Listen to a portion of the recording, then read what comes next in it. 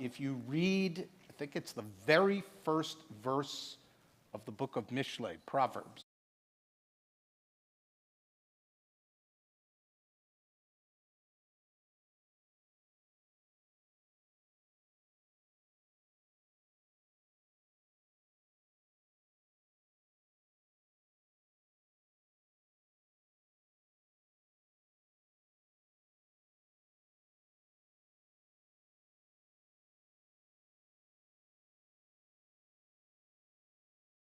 I think it was Sajid Gaon, who I talked last night about Baki ibn Pakud in the 11th century.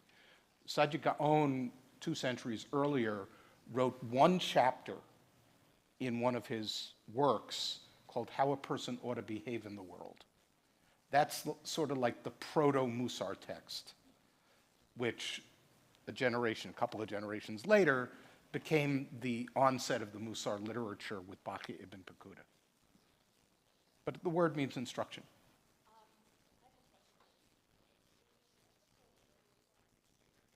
Great question. So the tradition of writing an ethical will is a venerated tradition amongst our people. Some of you are probably familiar with, I think it's called So That Your Values May Live On by Rabbi Jack Reamer, republished many years later by Jewish Lights, may it rest in peace.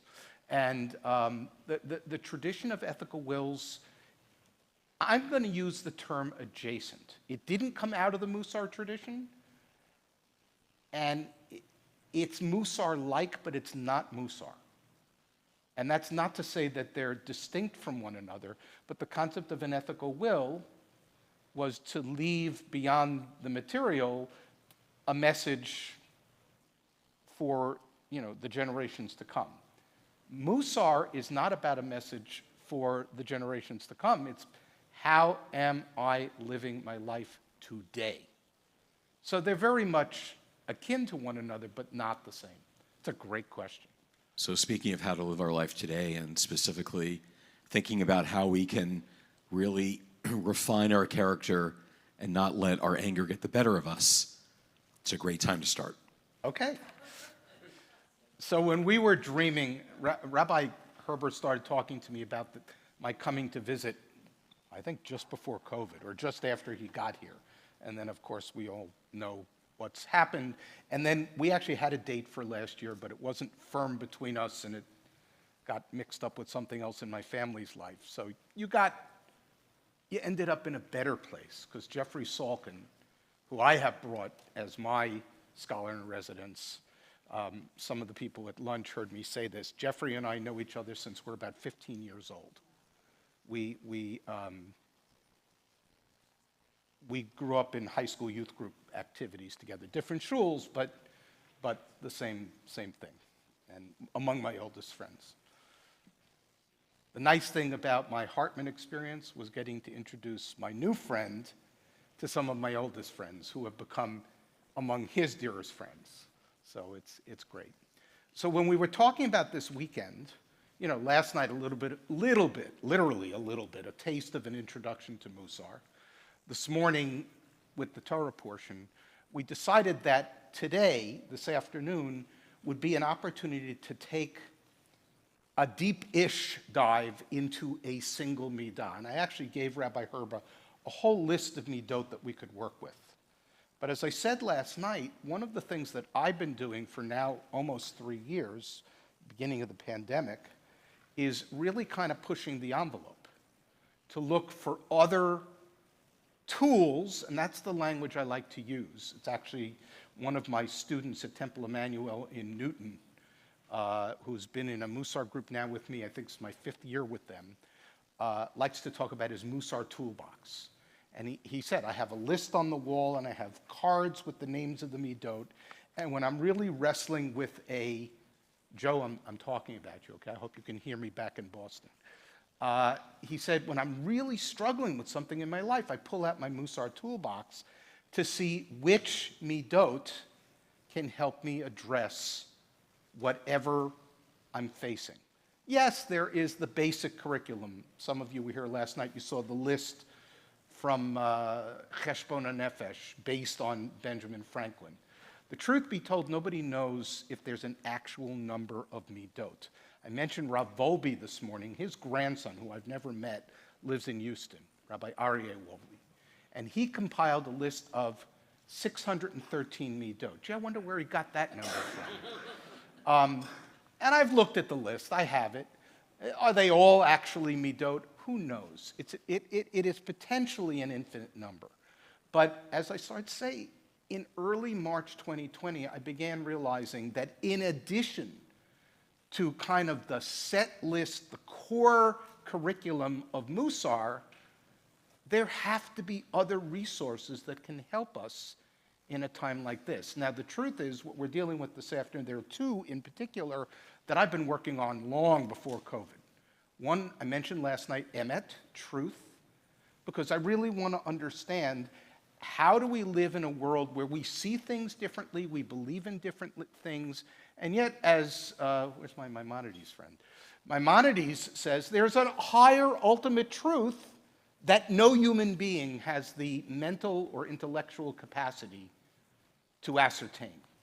Maimonides actually went on to say that in biblical times there were such people, we called them Nevi'im, and maybe there's one other figure who might have attained that level. He was talking about himself. So anava, humility, was not necessarily Maimonides' strong suit.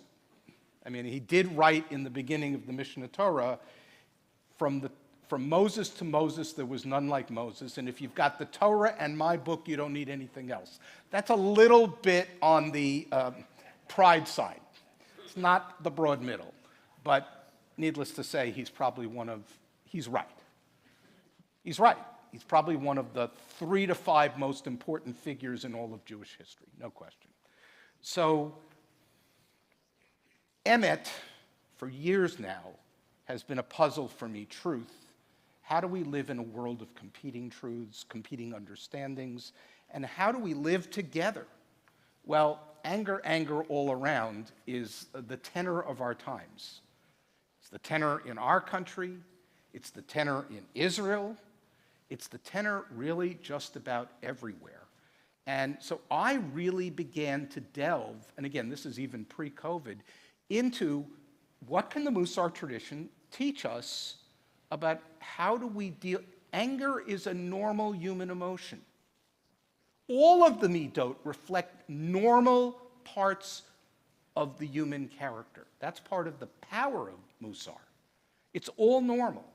The question is, how do I measure up on the scale of a given midah? And how do I measure up today? And what's going to be put in front of me, whether I put it there or someone else puts it there or the world puts it there, that I'm going to have to recalibrate next week, next year. And we're all dealing with this all the time. So we agreed that in a time of, needless to say, some measure of anger in our land, let's look at what our tradition has to say. So my goal this afternoon, just so you understand, is to give a very quick introduction to a little bit of the pre-Mussar, qua Mussar teachings on anger. Ka'as is the Hebrew term. And then to read together a piece of, I mentioned Rav Volbe. He has a piece, which I actually spent this past summer reading the whole piece, took me the whole summer, called Ka'as o Savlanut, anger or patience. But the subtext to answer a question that was asked last night is, by the end of this session, I hope to also give you a little bit of an insight to how do you do this? How does this work? How do you actually follow the Mussar path, as I like to call it? Because I think you were the one who said it to me this morning. I've read Alan's book, Everyday Holiness. I told you last night. I read it, taught a year-long course, and then apologized for presuming that I did anything that had anything to do with Mussar. Because it's a practice. Mussar literature is fascinating. Told you last night, reading a text from the 15th century during the 2016 primary season was fascinating because it seemed like the author was talking about that morning's news. Human nature hasn't changed all that much over the course of human history, but the technology, and the way we live with our human nature, that has evolved. And Mussar is a toolbox to help us consciously monitor and alter how we live with those human characteristics so that, as I keep coming back to the same thing, we can be the best version of the person we're capable of being. And every day, if you're in a Mussar practice, every day is a new day. Every day is a new start. So if you look at the text packet that you have, we'll go back to the book of Mishlei. I said this last night. Mussar starts in the Bible. Mussar themes are all over rabbinic literature. Mussar literature starts in the 11th century, and the Mussar movement isn't organized till the 19th century, and Mussar nearly disappears. It was largely unknown anyway, or known like, as something over there. Nearly died in the Holocaust, and as I said last night, thank God for Rabbi Ira Stone of Philadelphia and my teacher, Dr. Alan Marinis, who really brought Mussar, and there are others. One of your colleagues, Rabbi Jeffrey Clausen, who teaches at Elon University, just a few months ago published a book called Modern Mussar, which I'm reading now back at home.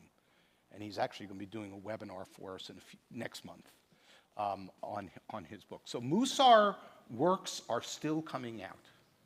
All right, Book of Proverbs. A soft answer turns away wrath, which the commentators call intense inner anger. Has anybody experienced wrath in their lifetime? Oh, baby. How about in the last 6 weeks? How about yesterday? I won't ask about today.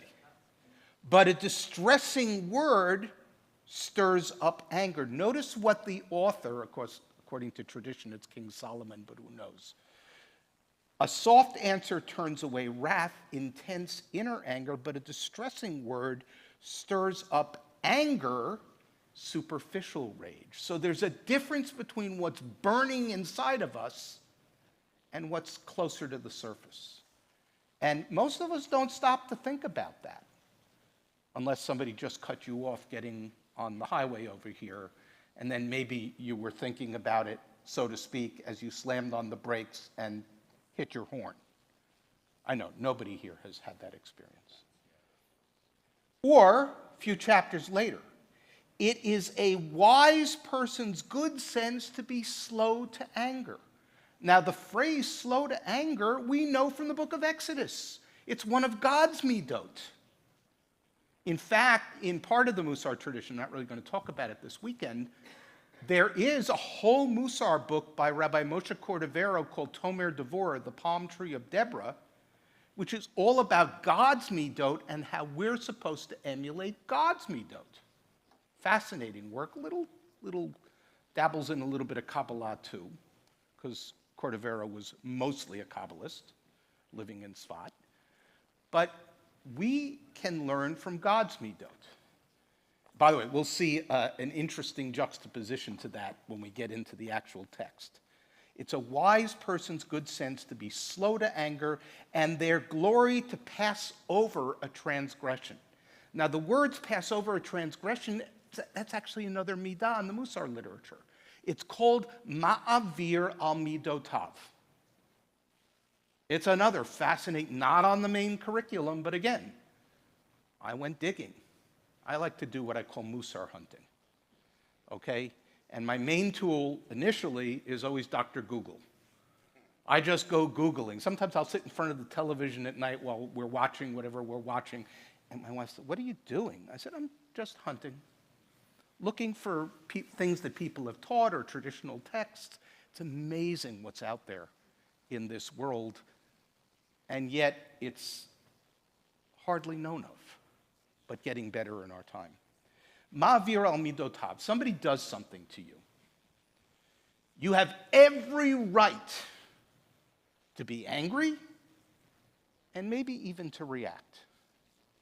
But the tradition, this is from the Talmud, says if you act ma'avir al midotav, if you overlook, if you forbear the transgression against you, then God in turn will do the same for you. And it becomes a whole category in Mussar. How do I not react? And my reward is that God won't keep an exact score with me either. Fascinating concept. Not easy. But then again, neither is being a human being, especially in our time. Then we get to Maimonides. Mishnah Torah, there's your yad. One should not be hot-headed and easy to anger. I'd like to see 24-point headlines in every major newspaper, digital or in print, every day with that line. Maybe we could cool the temperature of our time and our world. One should not be hot-headed and easy to anger, but catch the next sentence. But nor should they be like a dead person that doesn't feel. What's Maimonides doing? This morning, I talked about the ends of the spectrum. Don't be hot-headed, and don't act like you're in a coma and you don't realize something's going on. Broad middle. Aim for the broad middle. Generally speaking, that's where we're supposed to be. And when it comes to the midah of ka'as, it's navigating that. The Mussar tradition is not telling us, don't feel your feelings. It is telling us, feeling them is one thing, what you do with that feeling is another. Actually, Alan Marinis, I mentioned his teacher, Rabbi Yechiel Yitzchak Per, last night. Rabbi Per has a great saying. He says, separate the wick from the match. Separate the wick from the match. You feel something. You want to ignite it immediately. Pull it back. In the world of mindfulness, they say take 3 deep cleansing breaths. That will break the mood. Close your eyes, take 3 breaths, and whatever you are feeling will temper a bit. Anybody know the app Calm? Okay, there are a million mindfulness apps now. My favorite one is Calm. My favorite part of the Calm app is what they call emergency calm. Emergency calm, by the way, you don't have to buy Calm. You can go on their website and they give you a daily calm, 10-minute sit, guided meditation. I love it. I love it. Go ahead, Rabbi Herbert. I just want to interrupt for a moment because Rabbi Gervis turned me on to Calm, and it was the best thing. So it's definitely worthwhile looking at. And Rabbi Herbert turned me on to whiskey. So it's...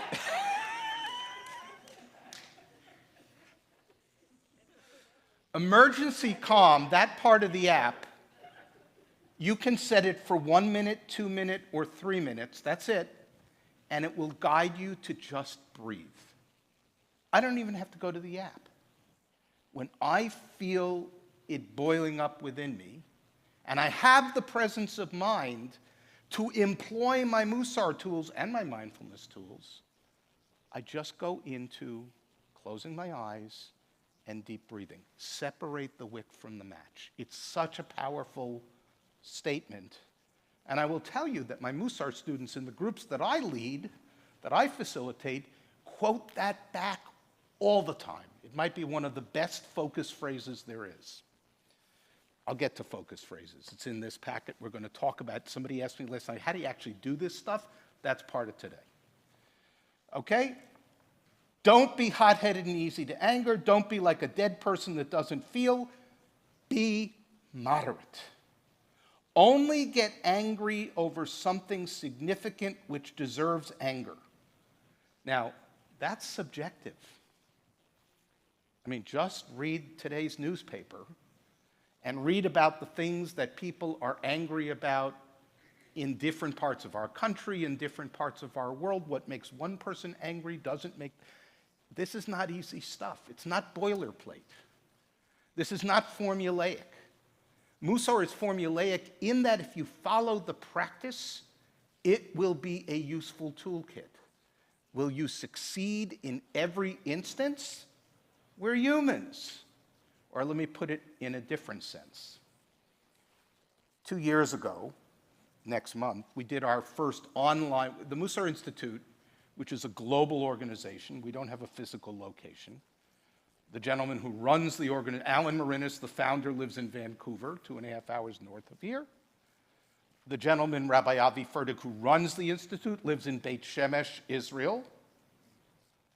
I'm the director of the Chaverim, which is basically the members of the institute and run programming and different things. I live in Boston.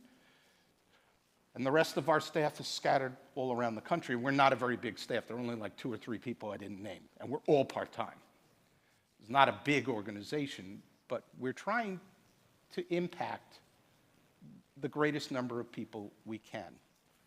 And I just had a senior moment.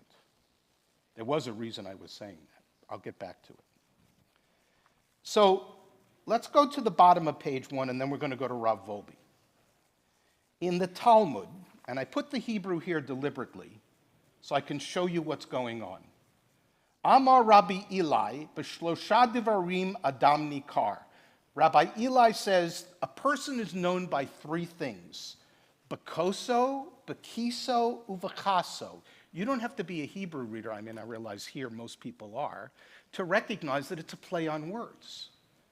Koso, kiso, kaso. They have different roots, but they sound the same, and they share part of the root. They are known by their cup. In other words, how he handles his single malt. I'm more a bourbon guy, but that's okay. Bekiso, their pocket. How do they conduct themselves in their financial dealings with other people? And kiso would also include tzedakah. Are you only focused on yourself? Or are you open to the fact that there's a world in which you have responsibilities? As the cantor points out when he leads us in Aleinu, Tikkun Olam Be'ol Malchut Shaddai. We are here to repair this world. How we handle our kis, our pocket, our resources is part of that. Uvachaso, and in how they handle their anger. Okay? Anger is a problem. Social media, I'll talk a little bit about this tomorrow morning. Social media in our time is a really huge problem because people express themselves without restraint, without thinking about the consequences of what they post. And social media, you couple that with emet, truth, we got a messy mix because people read stuff and they think, well, that must be true. I saw it online. Needless to say, we know that truth and what we see online, or even in the newspaper, I don't care what the editorial bent of a newspaper or a news organization is, it's not necessarily emet. It's not necessarily, I could tell you a story, I won't take the time. A person reveals their real nature in laughter. Can they laugh? At what do they laugh? At whose expense do they laugh? There's a lot there.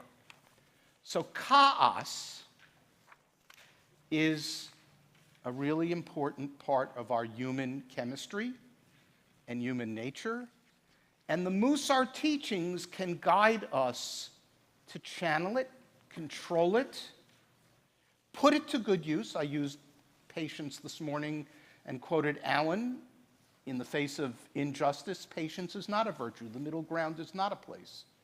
And even Maimonides said, express your anger when there's a reason to express your anger. Elsewhere, Maimonides actually says, a parent can express anger with a child, but they shouldn't really feel angry. In other words, you're disciplining, but don't carry it. Don't carry it. Okay, so turn to page 2. This is an excerpt from Rav Volbe. Again, he died in 2005. By the way, Shlomo Volbe, born Wilhelm Volbe in Berlin, was born into a secular Jewish family. Like Alan Marinas, who calls himself a spiritual orphan, born into a secular Jewish family in Toronto, Rav Volbe found his way to Orthodoxy, the Haredi community, and ultimately to Mussar under his own steam. It was not what he was raised with.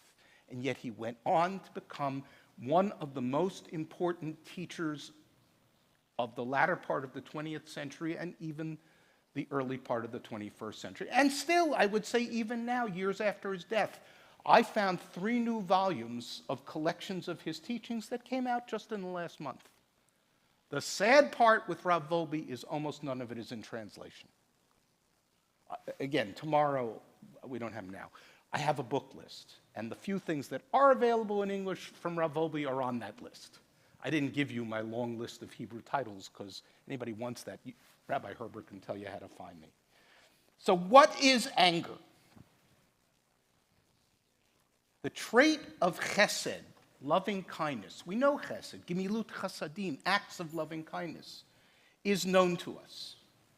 It's one of God's traits, as we read in the Psalms. Olam chesed yibaneh. I'm sure you sing that here with the chazan, right? Olam chesed yibaneh. That particular melody written by a colleague of ours, right? Menachem. It is with chesed that God built the divine and the world. But anger, this is clearly not one of God's traits. Oh, really? Have you read the Hebrew Bible? Yes, Rav Volbe read the Hebrew Bible. How can he say anger? I mean, did you read the story of Korach when the earth split open and swallowed Korach and his followers? Did you see the movie with E.G. Robinson going down into the pit?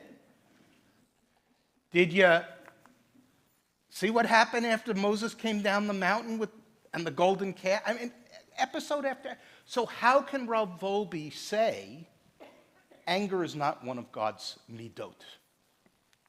That's a question. Curious. I don't want this to be all frontal, so please, and stop me if you have questions. How can we say God doesn't show anger? How do we get around that puzzle? Yes, please. Rabbi has a microphone, and we're going to make him work. No, but he needs his 10,000 steps. So my question is, could it be, getting back to, I think it was Maimonides, that we just read, that the anger has a purpose?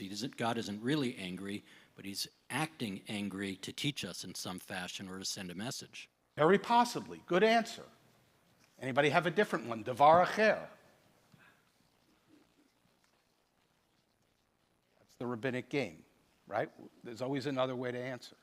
Well, maybe we just go back to the rabbinic notion, Torah dibra kilshon b'nei adam. Torah is written in the language of human beings, right? We read God as angry because we understand that in our human experience, but again, Maimonides would say, God doesn't demonstrate human emotions. Anger is a human emotion. And we're reading something so that we'll understand it. The proof text for that, by the way, is George Burns. Oh God. If you remember the first one. The other sequel's not so good. Oh God, when George Burns shows up, you were talking about John Denver at lunch, weren't you?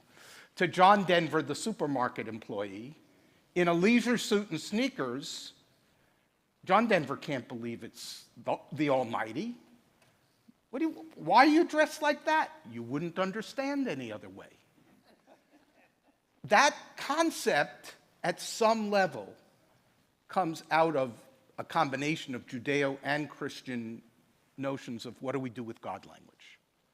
So I'll take Rav Volbe at his word. God does not get angry in the way that we experience anger in our human experience.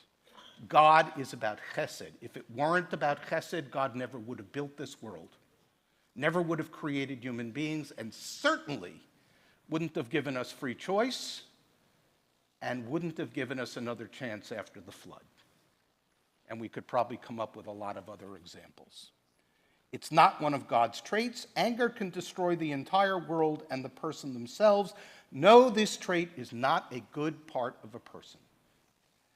The Ramchal. Now, I mentioned Ramchal last night. Ramchal is the acronym for Rabbi Moshe Chaim Luzzatto, 18th century Italy, who wrote many works, but what Rav Volbe and Salanter and many of the Balei Mussar call the most important Mussar work of all time. It's called Mesilat Yesharim, the Path of the Upright, which actually earlier this summer with the Chevruta partner that I mentioned last night, we just finished reading the entirety of Mesilat Yesharim. It took us 2.5 years. Start to finish. Amazing book. And when you think about the fact that it came out 1750-something in Italy, and it still speaks to 2022, mind-boggling. So Luzzatto writes the following based in the Zohar, in chapter 11 of Mesilat Yesharim. There is the furious person about whom it is said, if one becomes angry, it is as if they serve idols, Talmudic statement. They are angered by any opposition to their will and become so filled with wrath that their heart is no longer with them and their judgment vanishes. Such a person would destroy the entire world as if it were within their power to do, because they are not directed in any way by reason and are as devoid of sensibility as any predatory beast. Pretty strong words. About such a person it was said, Book of Job, you who tear your soul in wrath, go back to the definition of wrath in the first text from Proverbs, intense inner anger, should the earth become desolate because of you? Now, I'm not going to engage in, we could close our eyes for a moment and think about our time, our world, and does anybody come to mind who demonstrates? There are many. There are many who seem to behave this way. But I'm not going there. But Rabbi Herber will. I just find it's ironic that he's citing the Zohar, which traditionally is attributed to Rashbi, who's the exemplar, the dugma of anger. Right. Who can't help but destroy the world when he comes out of the cave. Right. And exemplifies the exact opposite behavior. So Rashbi is Rabbi Shimon Bar Yochai. I've actually been to his alleged burial site up there in Meron where there was that tragedy, a year and a half ago.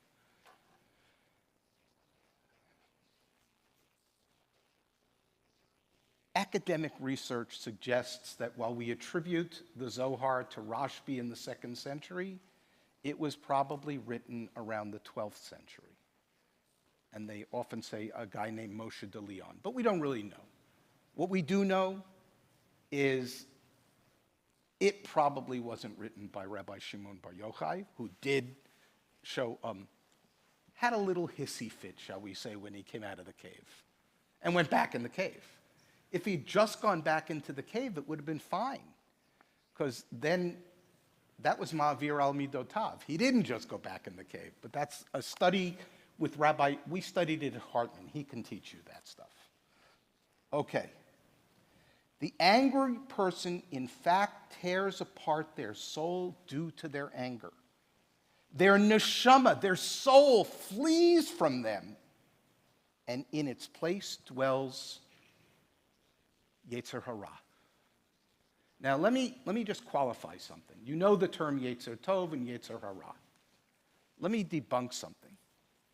Yetzer Hara is not consummate evil. I taught a year-long class on this one, too. Done a lot of research on it. And now I'm doing it through the Mussar lens. Because here's what our rabbis teach in the Talmud. Without a Yetzer Hara, no one would build a house. No one would get married. No one would sing a song or write a song. No one would paint a painting. No one would have children.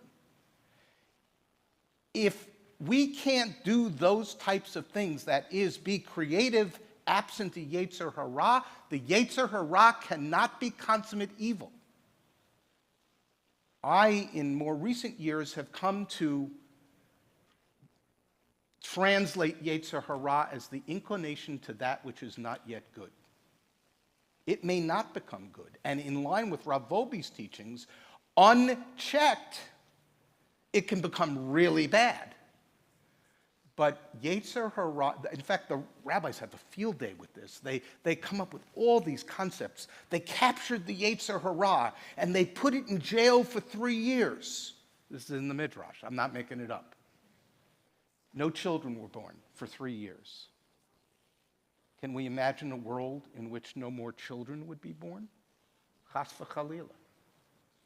They captured the Yetzer Hara, and all sorts of stuff. We're not here to do that weekend. So, like, Yetzer Hara is not evil. But if your neshama flees and you don't work, which is part of the Mussar journey, to bring it back and bring it back to the broad middle and hold your extreme midot in check, yeah, you have opened the door for the possibility of some really bad stuff. For you, by extension for those around you, and then ultimately for the world around us. Then he goes on to quote the Rosh, Rabbi Asher ben Yechiel, even earlier. Distance yourself from laughter and anger because they confuse the spirit and intellect of a person. Now, does the Rosh say, don't laugh? You all laughed when he took that cookie out last night. That wasn't bad. You laugh. Laughter is important. By the way, guess where I found the value of laughter in the Mussar tradition? Rav Volbe. The only place so far that laughter is an important tool in our human repertoire. And anger, again, if God didn't give us these emotions and qualities and potentialities, then we could have a different discussion.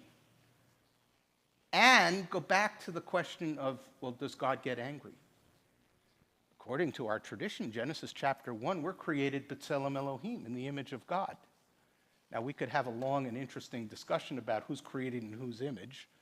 The Torah was written, as I said before, so that we could understand it, which means sometimes we're casting God with human emotions, anthropopathism, or in human features, anthropomorphism. But we only have this language. Maimonides has a lot to say about that, but again, too far afield. So Rav Volbe goes on. Anyone who becomes angry senses this themselves. Who's had a moment, you don't have to raise your hand, just reflect. A moment of anger that you regretted either immediately or after that incident or moment passed? Absolutely. It's part of our experience. Mussar is a tool to help separate the wick and the match. I feel the anger coming on. What am I going to do with it? If it needs to be expressed, how am I going to express it? And I'll give you an example, because the way Mussar really works, anybody here do needlework, like, tapestries or needlepoint? If you turn a needlepoint over to the back, you see all the threads, right? If we could turn our neshama inside out, we'd see all the threads of the midot. They're all connected. In Mussar, we work on them one at a time so we can really focus, but that doesn't mean we ignore all the other ones. So, for example, if I need to express my anger, because Maimonides said sometimes it's okay, am I doing it with anava, with the proper humility, so that it's not about me? Am I doing it with kavod, another major Mussar concept, midah? Am I honoring that other person, or am I simply character assassinating them? Or playing gotcha?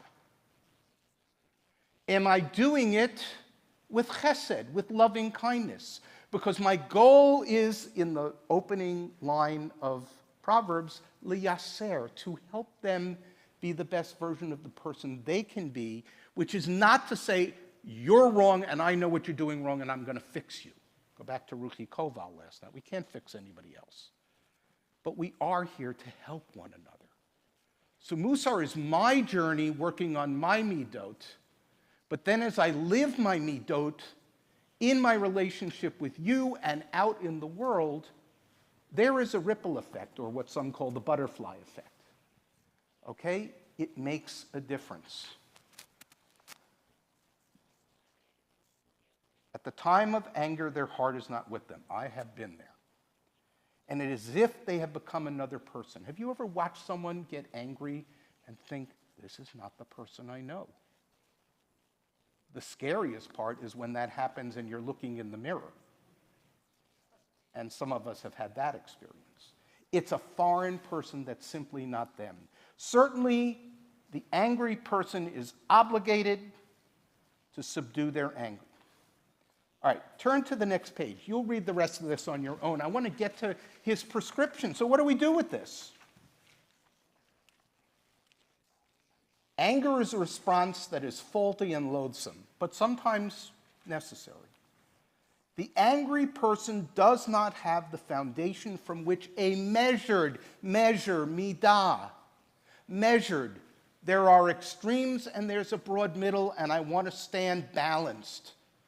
It's not like I'm going to stand there on one foot and learn the whole Torah, right? Patience has to be involved. The foundation is patience. So let's turn our efforts towards the study of patience. The Torah testifies Moshe Rabbeinu was more humble than any other person on the face of the earth. Rashi defines humble as lowly and patient. Behold, patience is a branch of humility. So I mentioned focus phrases before. Actually, for a moment, turn to the next page. On the last page of this packet, I'm not going to read these, I'm just going to reference them because the question was asked last night, you're going to tell us how to do this. Here's what a Mussar practice involves. It involves studying Mussar texts. It involves being part, ideally, of a VAD, a Mussar group, so that you're not out there on your own. You're working on this bechevra, with a community that's sharing the journey. And let me tell you, I facilitate 5 vadim around Massachusetts. It's some of the holiest and most blessed work, and it has helped me keep my sanity in all these years of not seeing people in 3 dimensions. Amazing. It might be the only thing that I really think Zoom works for perfectly, which is not to say I don't dream of getting back together in person. Actually, in the summer and the fall, I was back with some of my groups in person because we could meet outdoors and keep one another safe. You know, it's all about also gauging everybody else's comfort levels, just like here in the sanctuary. So in a Mussar practice, you start your day. You're working on the midah of humility, anava. Most, but not all, will say that's the starting point. So Alan created a focus phrase. Theoretically, you wake up in the morning, you do what you got to do. You remind yourself, oh, this week I'm working on humility. Some say put it on a little, stick it on your refrigerator or your mirror in the bathroom. And for 60 seconds, recite your focus phrase. So it really sets the intention. This is what I'm working on. Alan's phrase, there are many. You can see I gave you like 5 or 6 for anger. No more than my place, no less than my space. Humility. Extreme, I used this illustration this morning. I have no humility. It's all about me. That's an extreme. I have no self-esteem. Nothing is about me. I'm worthless. I'm a doormat. Neither of those extremes is where you're supposed to be. But no more than my place, no less than my space is balance. And if you recite that phrase, or sometimes people sing it, they chant it. There are all sorts of Mussar chants out there. We have a whole library of them on our website at the Mussar Institute. That tells you, okay, whatever else is going to happen today, subconsciously and sometimes consciously, I'm going to be thinking about my work on humility, or anger in the case of what's on this page. Then you have Kabbalot. At some point during the day, a Mussar practice suggests step out of whatever you're doing, take 5 minutes, 10 minutes, step away from what you're doing, and actually do something to really bring the midah you're working on into focus. Sometimes it's through interacting with others. Sometimes it's by sitting back and observing. It's not about observing yourself, it's about looking at the world around you and where do I see examples, positive, negative, and in between of this midah, and maybe in myself. At the end of the day, sit down. Oh, I thought I...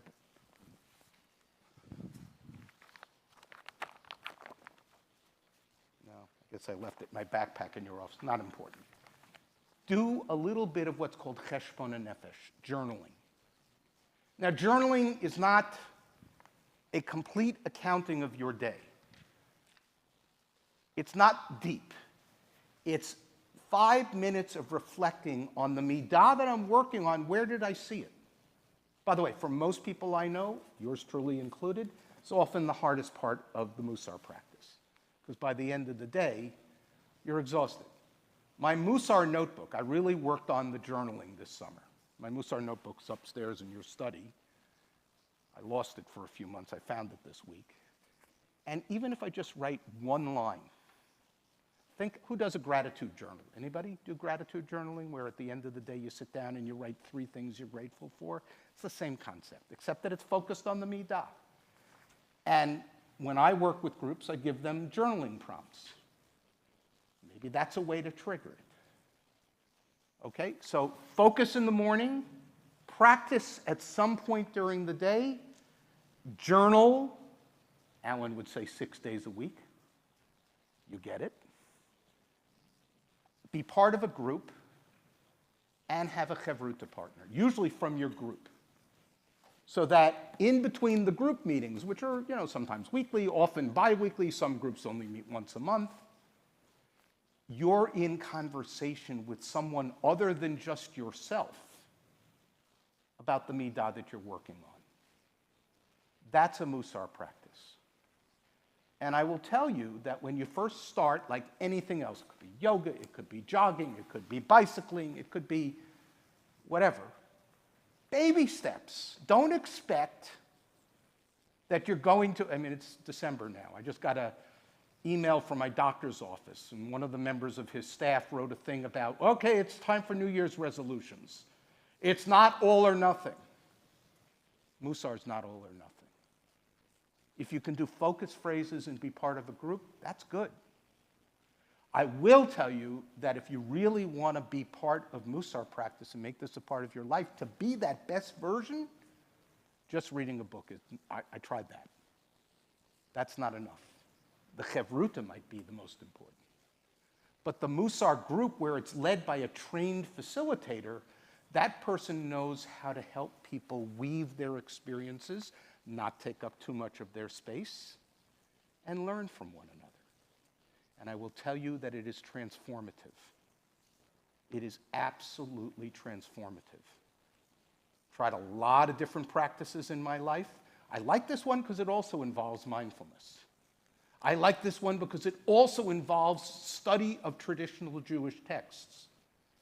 And I like this one because it causes me now to see my world through a Mussar lens, a la my good place example last night. Okay? Or I could give many other cultural examples. You start to look at the world through a Mussar lens. And I will just say that a Mussar lens is a better lens than CNN, MSNBC, Fox News, the New York Times, go on down the list. Actually, when I read the news, I don't listen to much, I actually look for midot. I actually look to see how does my Mussar toolkit help me. But let's go back to Rav Volbe. Go back to page 3. I'm going to do 2 more minutes and then your questions. So look at the last paragraph. Well, no, the second to last paragraph. It is impossible to build social relationships without patience. Anybody disagree? Two individuals who have an established set Torah study together have different traits, habits, and talents. How many hours did we spend in Chevruta? You, me, Lionel, Arnie, our whole little chevra there at Hartman. We all came to the table with different things, different strengths, different viewpoints, and over time we learned how to balance all of that. And that's my Chevruta partner of almost 20 years. It's amazing. How is their learning to endure? Only through patience will they cultivate one for the other. Three living together in a room without patience, their room will turn into hell. Rav Wolbe had children. Four who regularly dine together at the same table. Here's a good example. Anybody here watching Yellowstone besides the rabbi? No? All right, then I won't use the example. You don't have to watch Yellowstone. But I will say that their meals at the dining room table are a perfect illustration of what Rav Wolbe is talking about, including last week in particular. Four who regularly dine together at the same table, if they do not practice patience over time, they will need to flee from the table. See, Taylor Sheridan read that. Now he gives us instruction. Let us practice being patient. And he's going to illustrate what I just showed you on page 4. Establish a specific time every day. Mussar, at its best, is a daily practice. Just like an exercise regime, yoga, mindfulness, whatever your thing is, if you want this practice to work for you, you've got to work with it. It doesn't mean all or nothing baby steps. Establish a specific time for around 15 minutes. Could be 10 minutes, where we remain patient with all that we see and hear. Just be in observation mode, not reaction mode. This is even to things which are not to our liking. If the other person attacks us, separate the wick and the match. It's not worth losing your minuchat hanefesh, your equanimity. What benefit do I get by getting angry because somebody else is acting fill in the blank? In the situation where a response is necessary, let it be balanced and measured without excitement. Try to maintain calm, equanimity, minuchat hanefesh. Keep your soul calm so it doesn't flee. This period of practice should obviously be at a time where there's contact with a friend. If you're going to practice this the way Rav Wolbe, it doesn't mean go sit in a room by yourself and contemplate your navel.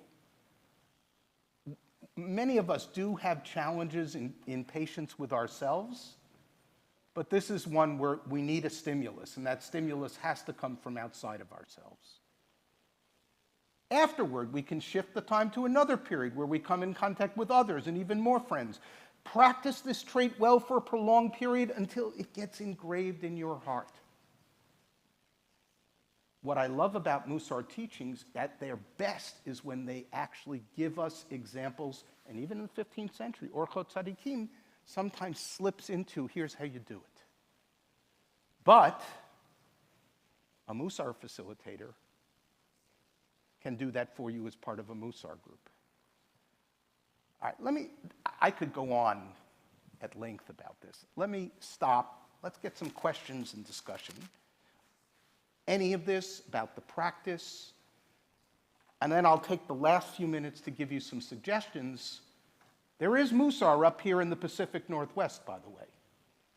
But there are also other options, which I can talk about. Comments, questions? We live in an angry time. We need to work with this midah. Yeah.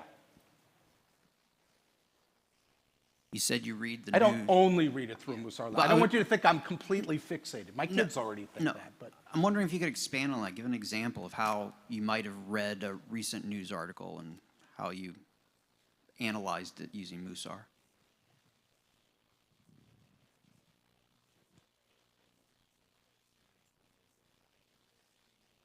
I'm trying to be apolitical here. Just being honest. Yeah, I'll give you an example. And this is not a partisan statement. One of the things that gave me incredible hope this past week was on Wednesday, after the midterm elections finally ended. And I'm not going to comment on the two candidates in Georgia, but I am going to give credit where credit is due to Herschel Walker, who on Wednesday morning acknowledged the outcome of the election.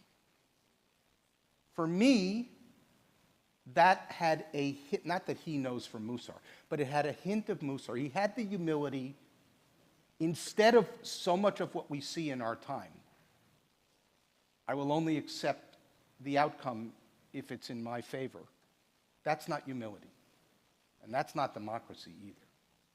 So when Herschel Walker said, this didn't work out the way, I don't remember his exact words, the way I wanted, but we should support our senator, that was a moment of kavod, honor, a moment of emet, truth. Now, do I sit down and actually write out? No. But it's just part of the way I see the world. Okay? If you're a musician, you see the world in musical terms. If you're an artist, you see the world in whatever your art form is, those terms. I study Mussar, so I at least try to see. It's not always there. Okay? It's not always there. We have different sports allegiances. We're both from New York, originally. Was I disappointed that Xander Bogaerts, homegrown talent for the Boston Red Sox, left town? Yes.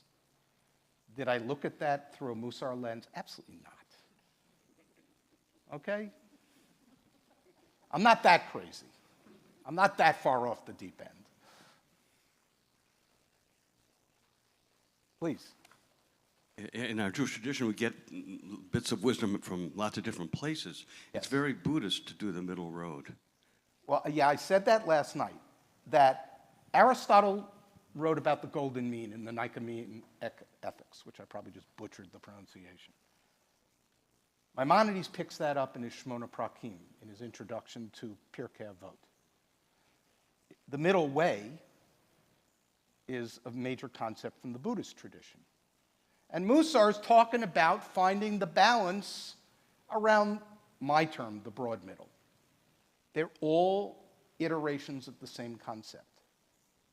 And here's when this hit me.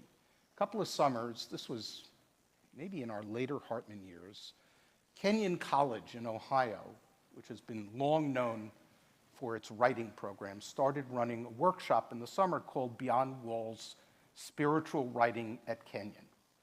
And I went to the first 2 years of that program, a week-long program, people from all different religious traditions. The second year I'm there with our friend David Cohen, his colleague, former colleague from Milwaukee, my friend from camp work in the late 70s. I realized my second time there, there's this thing running down the middle of the campus called Middle Path. And only in my second year, already in Mussar, already doing some mindfulness stuff, did I realize that's not just a path down the middle of the campus. They named that deliberately. So moderation and balance is what we all need, and it pops up in different traditions. And then we move with it according to our own teachings. I don't know if that's an answer to your question. Anybody else?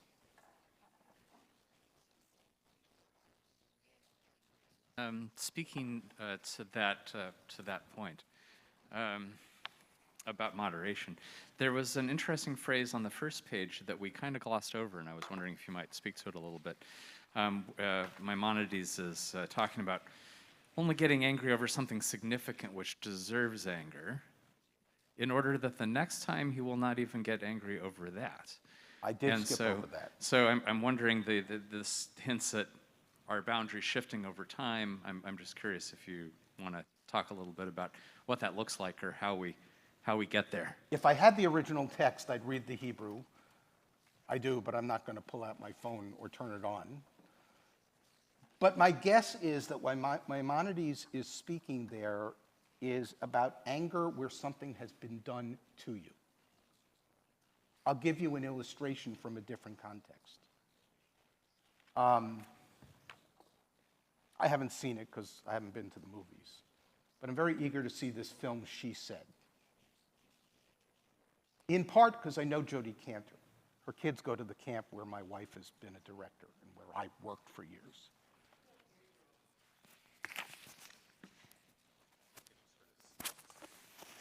Do you hear me now? Good, now I can work for Verizon. Not on your life. Don't shut off my cell phone. You told me that. You showed me the. I said that Maimonides is talking, I assume, about something that's been done to you, and you get angry, but hopefully you learn from that. I'm going to talk a little bit about that concept in Mussar tomorrow, actually. It's called Hitlamdut, learning from our own experience. So that the next time the fuse won't get lit if you have a repeat experience of something being done to you. You will have better control.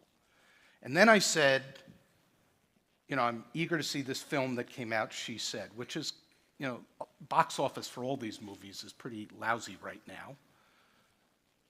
But some are saying, like, maybe it was too soon. Like, did we really need to have a major motion picture about Harvey Weinstein? I think we did. I think what went on in all sorts of realms, including a liberal seminary in Germany that was in the news these past few days, Jewish seminary. I don't know our colleague there. This stuff you don't get over. This is where impatience counts. So if it's a broader issue, I don't think that's what Maimonides is saying, get over it. But when we've got a systemic problem, like the treatment of women in Hollywood and other settings, or the treatment of minorities, if Maimonides were here this week, I don't think he would have agreed with he who must not be named, who said the Jews should get over it and forgive Hitler. Okay? We're not getting over that. You decimated our people. We're called to remember, learn, and move forward, which is why we have, not all of us, often been on the front lines of fighting for those who are facing injustice, including ourselves. I don't think that's what Maimonides is talking about. I hope that is a good answer. I don't know if that was a question or you're just stretching. Just stretching. Last comment, question?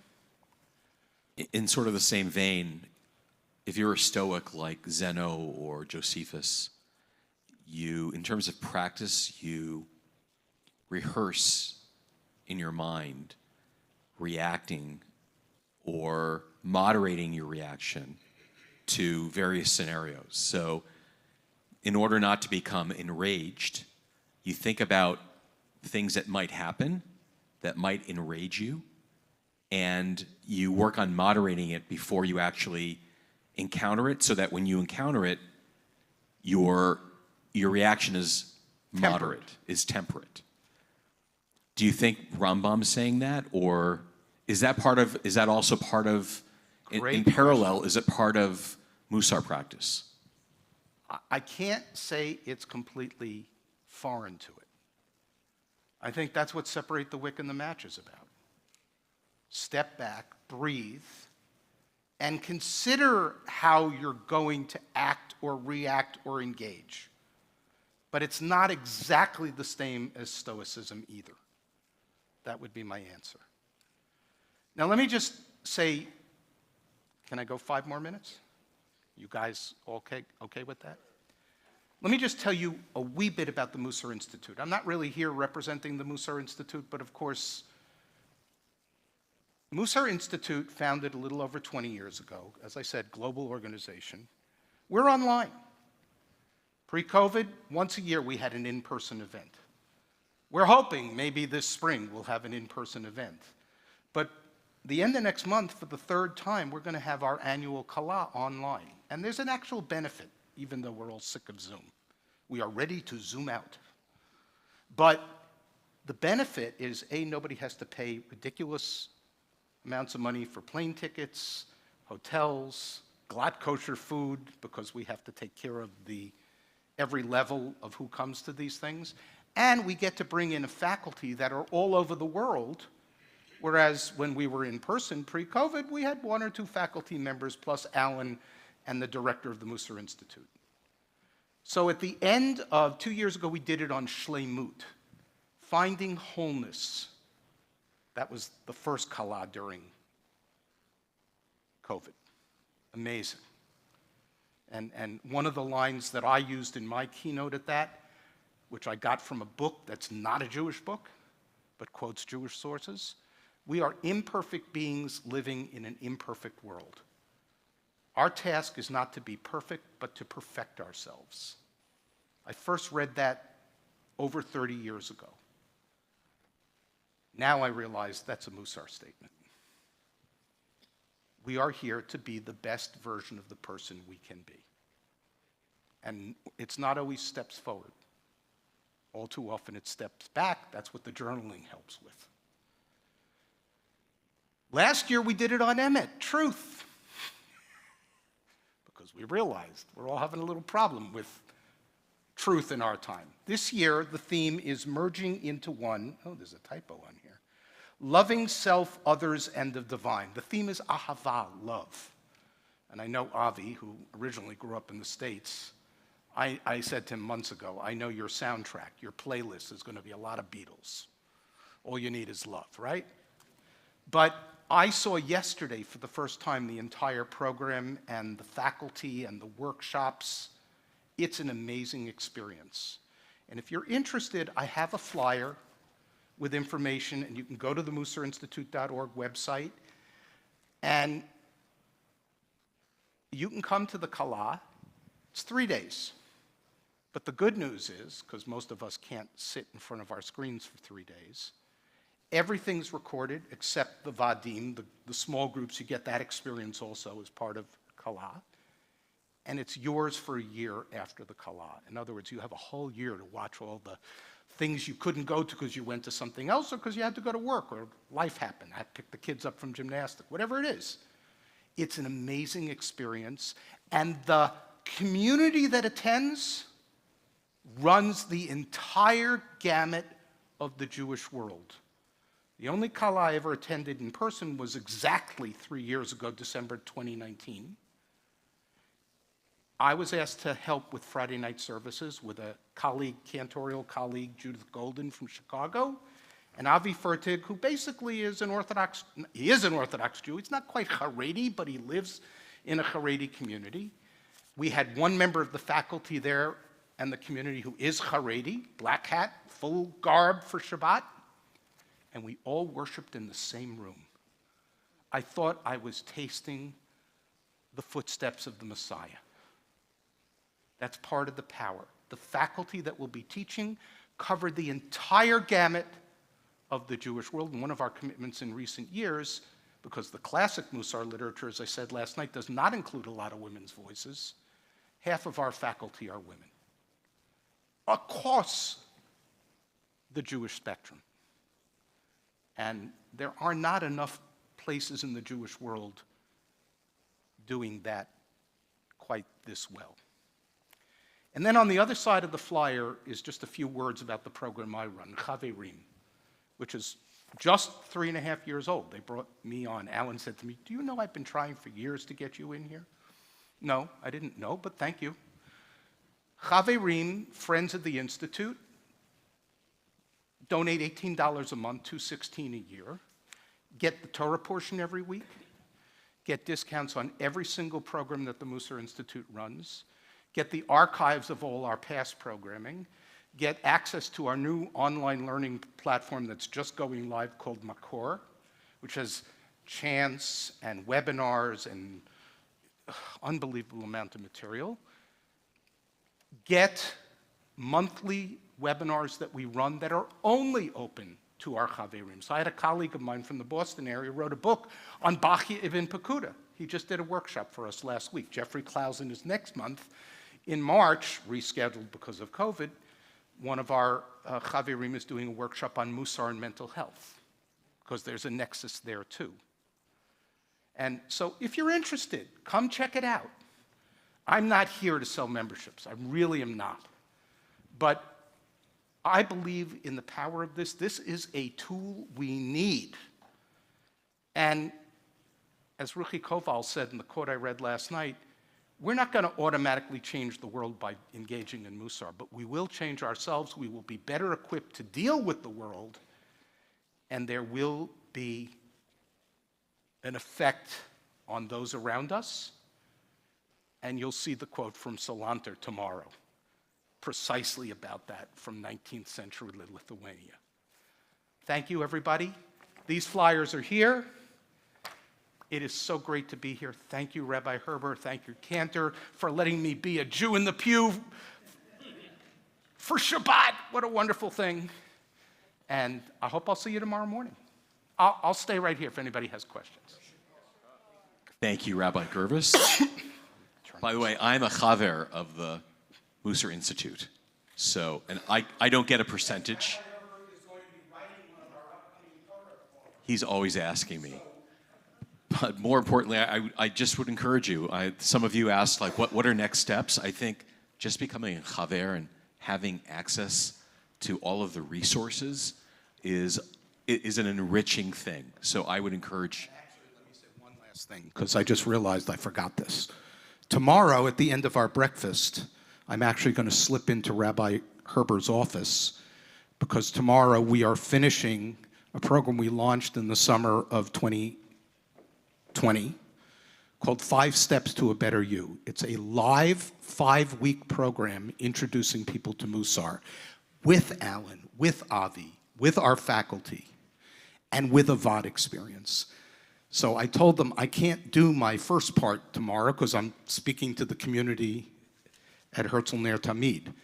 But when the program ends, I'm going to slip into the office to wrap up the program. It will be offered again 5 weeks, starting in the beginning of March. Technically, they ask, I think, for $36, but the truth is anybody's welcome for nothing. You want to, first of all, have the experience of Alan. I understand Alan was here many years ago.